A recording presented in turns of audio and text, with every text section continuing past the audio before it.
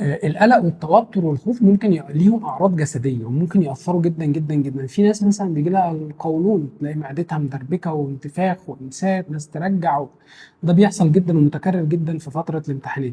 في ناس يجي لها بصداع، في ناس يجي لها بتبقى دايخه، في ناس تلاقي ضربات قلب سريعه جدا، في ناس تحصل لها اوجاع جسمانيه، في ناس تحس انها جسمها مش شايلها كده او مش قادره تتعامل، في ناس ممكن تحس اكتر من حاجه من الحاجات دي. فهي بتختلف من حد لحد ومن شخص لشخص ومن طبيعه لطبيعه يعني. لكن فعلا القلق والتوتر والخوف بيكون لهم تعبيرات جسديه وبتكون مؤلمه جدا وصعبه جدا. وللاسف في المجتمع بنبص للحاجات دي انها دلع، اللي هو ايه، ما تسترجل، مالك في ايه، هو الموضوع مستاهل، وهو تعبير جسدي وانا جسمي بيعبر عن اللي انا حاسه، فهو ده من حقي، ما ينفعش حد يلومني ان انا تعبان.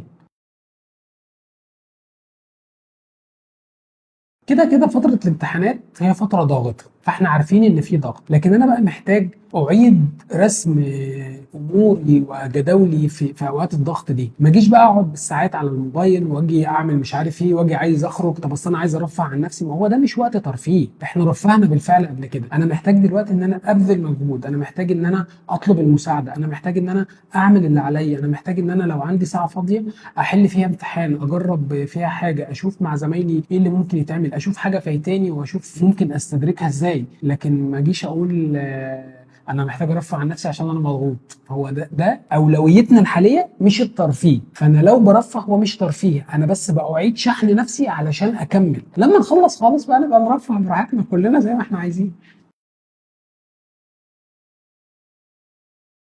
في فرق في المقارنه بين انها تكون مقارنه حميده علشان اشجعه، وبين انها تكون مقارنه مسمومه. والاتنين ممكن يبقوا بنفس الجمله بنفس الكلام، الاتنين هيتوقفوا على انه هي طالعه منين جوايا. فانا ممكن اقول له في ناس على فكره بتحقق حاجات وانت تقدر تعمل وانت كويس وبتاع، فبقى بشجعه، وبين ان انا اقول له شوف فلان الفلاني كان عامل ازاي وبقى ايه، فانا بوصل له كانه انت ما تقدرش، انت فاشل، انت كاسر نفسي، انا مش مبسوط من اللي انت بتعمله. فلا، احنا ممكن نوصل لهم حاجات تشجعهم وتونسهم انهم يقدروا يعملوا حاجات ويقدروا يوصلوا لحاجات ويقدروا يطلعوا بحاجات، واديله امثله ونماذج، بس مش عشان انا بقارنه بيها. انا بقول له ايه، طالما دول وصلوا انت كمان تعرف توصل ان شاء الله، لانك زيك زيهم، عندك اللي يخليك توصل انت كمان.